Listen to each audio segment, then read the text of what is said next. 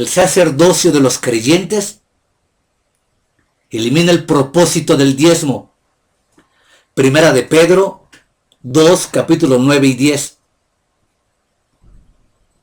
El propósito original del plan total de Dios se describe perfectamente en Éxodo 9:15.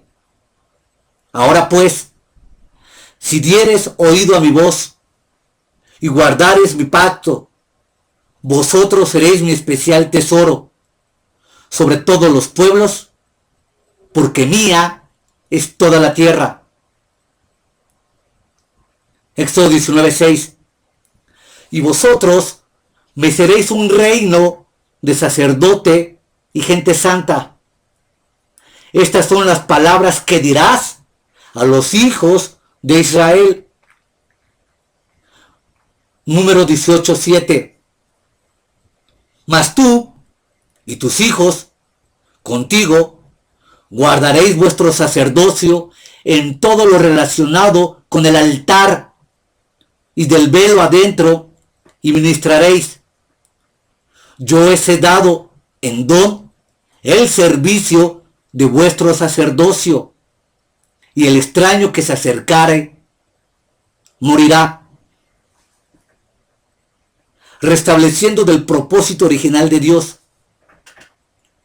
Primera de Pedro capítulo 2, 9 dice: mas nosotros sois linaje escogido, real sacerdocio, nación santa, pueblo adquirido por Dios, para que anunciéis las virtudes de aquel que os llamó de las tinieblas a su luz admirable.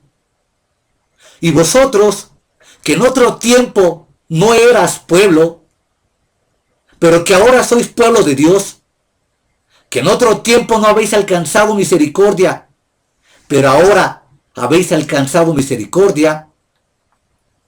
Dice: la doctrina del nuevo pacto del sacerdocio de los creyentes es otra importante doctrina que abolió las prácticas del diezmo.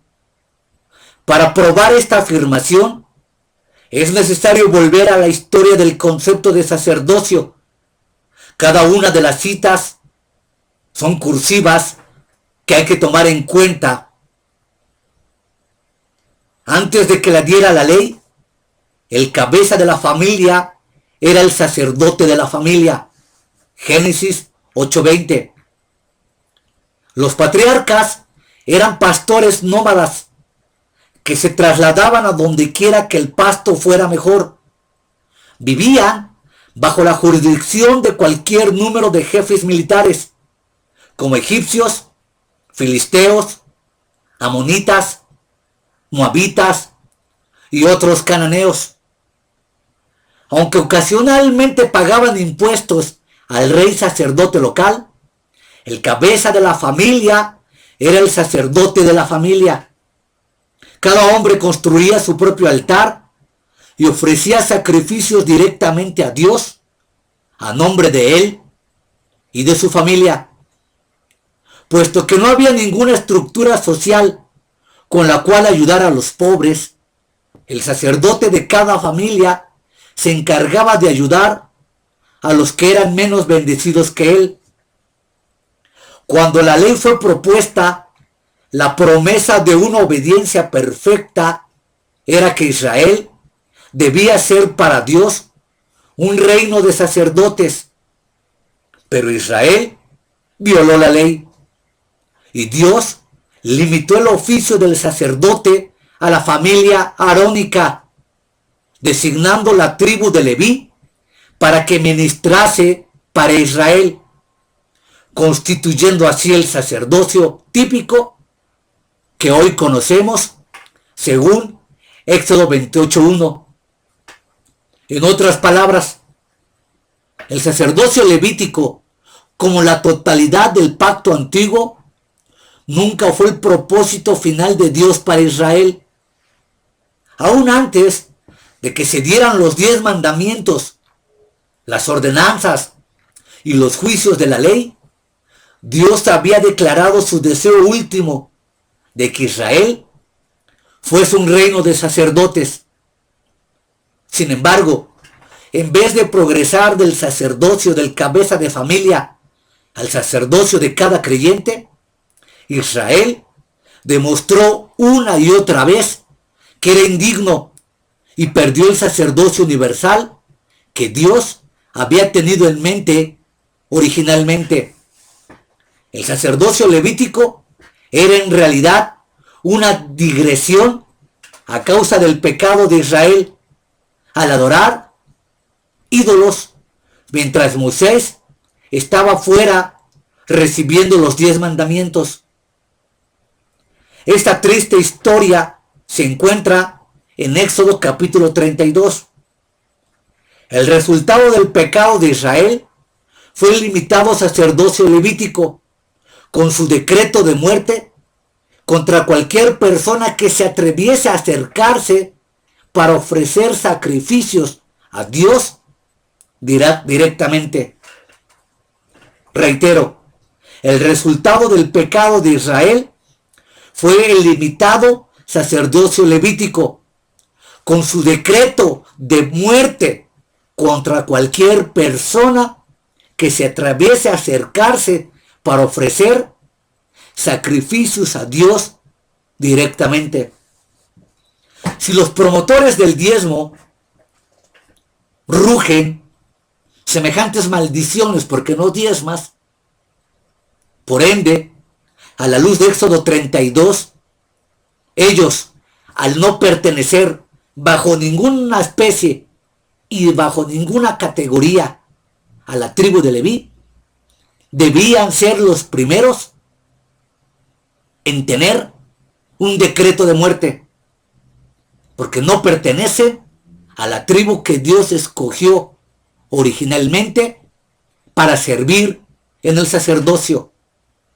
Y aquí tengamos bien claro en puntualizar que los pastores, ministros y líderes religiosos no son en ningún momento y bajo ninguna categoría los levitas espirituales, porque hasta para eso son finos, para torcer, para manipular, para oscurecer y para entontecer a la gente, son finos.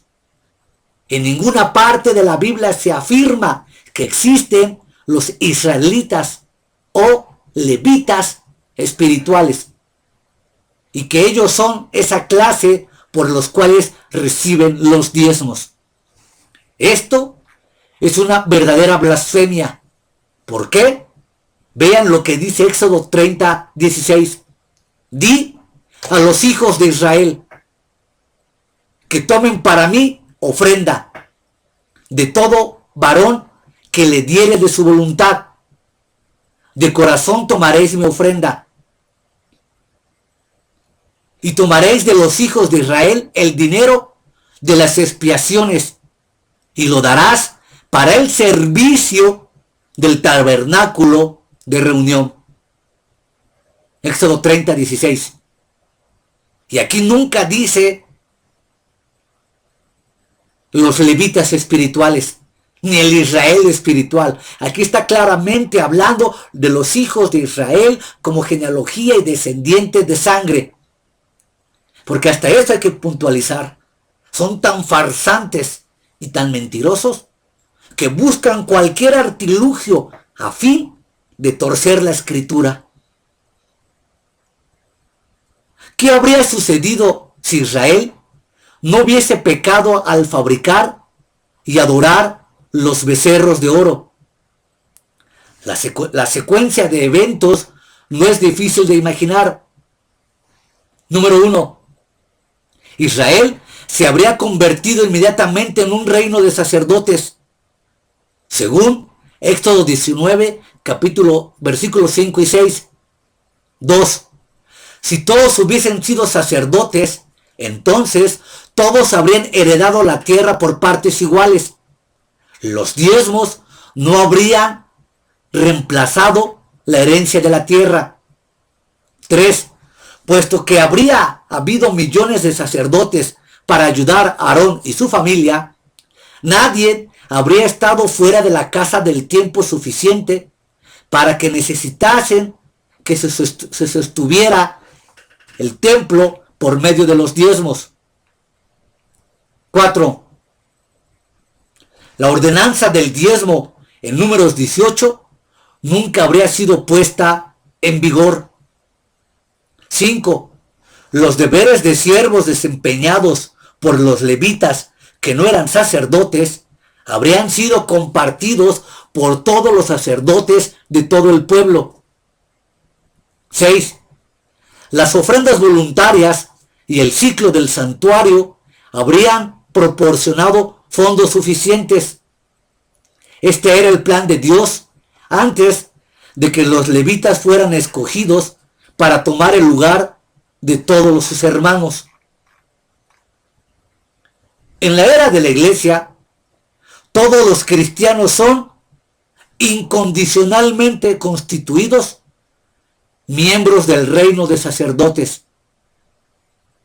La distinción que Israel fracasó en alcanzar por medio de las obras, en consecuencia, el sacerdocio del cristiano es un derecho de primogenitura, del mismo modo que cada uno de los descendientes de Aarón del sacerdocio levítico.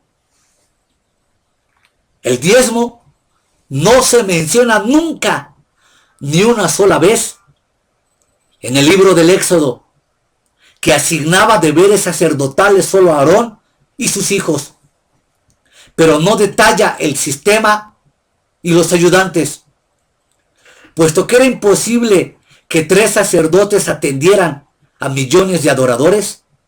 La lógica dicta que se seguiría un sacerdocio más complejo. En el propósito original de Dios, este sacerdocio más complejo era un sacerdocio de cada creyente para que se acercase.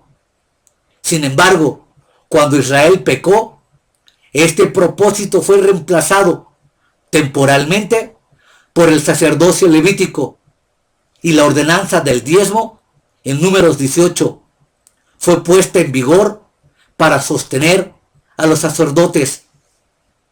Por consiguiente, el diezmo solo se puso en vigor como ordenanza de la ley después de que Dios reemplazó su propósito de un sacerdocio nacional con el muy limitado sacerdocio de los levitas. En consecuencia, puesto que el diezmo no fue una ordenanza de Dios, sino hasta que los levitas tomaron el lugar del concepto de sacerdocio universal, no hay razón válida para creer que el diezmo debía existir bajo el concepto cristiano de regreso al propósito original de Dios para el sacerdocio universal de los creyentes. Ahora, el creyente sacerdote está en la misma posición en la cual Dios quería originalmente que todo Israel estuviese, según Éxodo 19, versículo 6. El principal privilegio de un sacerdote es tener acceso a Dios. Bajo la ley, solo el sumo sacerdote podía entrar al lugar santísimo, y eso solo una vez al año, y esto no sin sangre. Pero cuando Cristo murió, el velo, un tipo del cuerpo humano de Cristo, se rasgó, de modo que ahora que los creyentes sacerdotes, junto con Cristo Jesús, el sumo sacerdote, tiene acceso a Dios en el lugar santísimo. El sumo sacerdote está allí corporalmente, según Hebreos 4:14, 9:24 y 10:19. No es solo que el creyente sacerdote toma el lugar de los sacerdotes levitas, sino que tiene los mismos privilegios que el sumo sacerdote arónico. El sacerdocio arónico precedió al sistema levítico y a la ordenanza del diezmo, aunque la extensión de este concepto de abolir el diezmo nos parece raro a la mayoría de nosotros o de ustedes por la intensa manipulación de pastores, sacerdotes y ministros y por la profunda ignorancia de no leer la Biblia, queda claro que el sacerdocio levítico precedió al arónico, de tal forma que hemos construido un sistema de salarios, edificios y dependencias más allá de lo que se enseña o está implícito en el Nuevo Testamento. Aunque el apóstol Pablo fue una gran evangelista que estableció muchas iglesias en casas particulares, trabajó como fabricante de tiendas para sostenerse y nunca se quejó del servicio. En realidad, lo prefirió de este modo. En el ejercicio de su oficio, el creyente sacerdote del Nuevo Testamento es una persona que ofrece un sacrificio cuádruple. Número 1, su propio cuerpo vivo. Número 2, alabanzas a Dios, el fruto de nuestros labios, dando gracias a su nombre, para que sean ofrecidas continuamente desde encima del propiciatorio. 3, su sustancia. Y 4, su servicio, es decir, hacer el bien. Segundo, el sacerdote del Nuevo Testamento es también un intercesor. Es importante darse cuenta de que en el nuevo pacto, Cristo es el sumo sacerdote y todo creyente es un sacerdote, explicado claramente en Apocalipsis 1:6. El primer maestro de la iglesia no es ni el sacerdote ni el predicador, sino el Espíritu Santo. Dios dijo: pondré mis leyes en mi mente, en su mente, y en su corazón las escribiré, y ya no enseñará ninguno a su prójimo, porque todos me conocerán.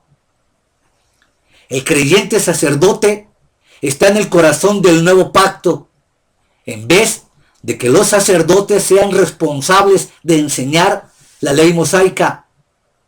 Cada creyente es responsable por buscar espiritualmente la voluntad de Dios.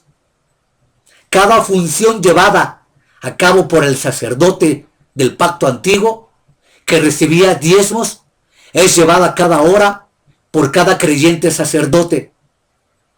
Nuevamente, el creyente sacerdote, no el pastor maestro, tomó el lugar del sacerdote del antiguo pacto. Lo que esta verdad le hace a la ordenanza del diezmo en la ley mosaica debería explicarse por sí mismo y abolirse como está ordenado. El pastor maestro de la iglesia del nuevo pacto desempeña un oficio enteramente nuevo que no se encuentra en los reglamentos para sacerdotes del antiguo pacto. Este oficio no existe a causa de las provisiones de la ley mosaica, sino que funciona bajo principios de la gracia y de fe, puesto que la conexión no es lineal, o sea, en línea recta. No hay ninguna justificación bíblica para trasladar el diezmo de la ley a la gracia. En realidad, hay justificación bíblica para no trasladar las obligaciones del diezmo de sacerdotes del pacto antiguo a los pastores maestros. Además, el diezmo no está incluida en la lista de requisitos para los ancianos y diáconos en Timoteo y Tito. El pastor maestro del nuevo pacto tiene más en común con el profeta y más tarde con el rabino que su sacerdote. Muchos profetas del pacto antiguo no eran levitas, ministraban por fe, dependiendo de las provisiones de Dios y sus propias manos en un oficio. Por consiguiente, es erróneo actuar como si el pastor del nuevo pacto hubiese reanudado actividades en el punto del sacerdote del pacto antiguo, ya que éste cesó y por lo tanto tuviese derecho al diezmo del sacerdote. Reitero, es un profundo error actuar como si el pastor del nuevo pacto hubiese reanudado actividades en el punto en que el sacerdote del pacto antiguo cesó. Hay que hacer un importante comentario final sobre la doctrina del sacerdocio de los creyentes. Los padres de la iglesia primitiva y los historiadores de la iglesia dan amplia evidencia de que no hubo ninguna distinción entre el laico y el clero durante casi 200 años. Cuando esta falta de distinción se perdió, cuando el clero evolucionó hacia una jerarquía superior, cuando el obispo local se transformó en un sacerdote obispo, cuando la doctrina del sacerdocio de los creyentes fue hecha a un lado, comenzó a surgir en la historia de la iglesia un clero pagado de tiempo completo, lo cual preparó el camino para que el diezmo volviese a entrar mucho más tarde en vigor, en apoyo exclusivo del sacerdocio antibíblico en la iglesia. Aquí hablamos claramente de la evolución que pasó del sistema feudal a la monarquía y cómo la monarquía ayudó a que se consolidase esta iglesia y cómo la iglesia ayudó a la vez a la monarquía a que ambas se constituyeran como dos grandes poderes. Habría que recordar un poco la historia de Isabel y de Fernando, de los reinos de Sevilla y de Castilla y de Aragón, para ver cómo se amalgó y cómo se consolidó dicha tregua y dicha alianza. Hay que recordar que ya he postulado que el mismo diezmo fue entrado en vigor en el año 587 en el imperio de Carlomagno. Desafortunadamente, aún la mayoría de las iglesias cristianas y protestantes tratan a sus predicadores y pastores como sacerdotes en la línea directa de que ellos son los que deben recibir los diezmos, al esperar que ellos lleven la mayoría de las funciones sacerdotales en nombre de los laicos. Así nos damos cuenta cómo se levantó también la falsa doctrina católica romana del sacerdote como tal, ahora como se conoce. Aunque más adelante lo tengo que aclarar y lo voy a hacer, aquí dejo claro que es una bendición especial lo que narra la Biblia en cuanto a que nosotros somos los nuevos sacerdotes. El oficio de nuevos sacerdotes dentro del Nuevo Testamento para los creyentes es algo glorioso. Porque lo más importante es que tenemos acceso a la presencia de Dios, porque nuestro sumo sacerdote, que es Cristo, ya fue sacrificado. Hebreos dice: acercaos a Él confiadamente al trono de la gracia para el oportuno socorro. De tal forma que empiezo a aclarar algunas cuestiones que tanto me han preguntado vosotros que veis los videos. Adelanto que un servidor no es pastor.